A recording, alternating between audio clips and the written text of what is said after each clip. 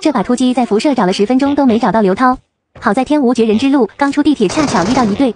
来，我的小苹果早已饥渴难耐，刘涛自觉点快张嘴。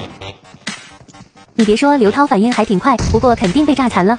我们用远古神器2枪击倒。5连10接着大跳躲避致命伤害。反杀泡面防止下到你们就不看了。来到下一把出生在了侦察中心。开局队友给我3颗苹果，这把不得吃600万我都对不起小美。这边到地铁发现高爆率药箱还在，那我们就用30瓶和3元和关不短10公里方针肾上腺素。居然爆了俩，这下进辐射就不怕被塞满了。哎，等等，地图上怎么有狱卒的气息？他喵的还好我跑得快，差点就和队友一样被肘击了。这边一路跑到老家来开武器箱发育一波。不是，这都报的什么 pose 呀？全是大狙。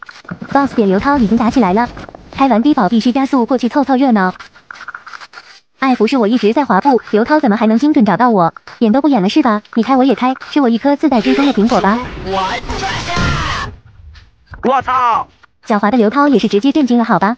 这边舔包时没注意，结果打开背包一看，喷子是金枪。当时6甲也是金色，只不过红溜溜我没发现。把最后一个6级头带走，我们再去找盒子。哇塞，这里有个小顶梁柱倒下了，还有一些粉色变卖物，我们打包带走。可惜这把 boss 被刘涛刷了，而且没报黑卡。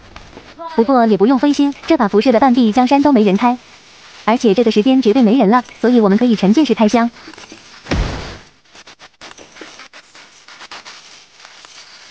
爆双金了，兄弟们快吸欧气！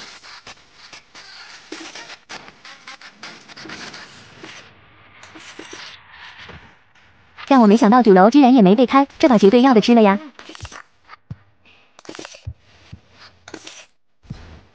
哎呀，地上啥时候长这么多野生变动物的？如果没人捡，那我自己捡喽。开完辐射区最后一个箱子，我们再来刷一个坦克。子弹没带多少，整把坦克热点差不多能刷完。OK， 坦克爆炸了，我们过去捡一下金砖。捡完之后，我们就能坐上老大直升机撤离了。突击小赚650万和2件金色装备，白了个白。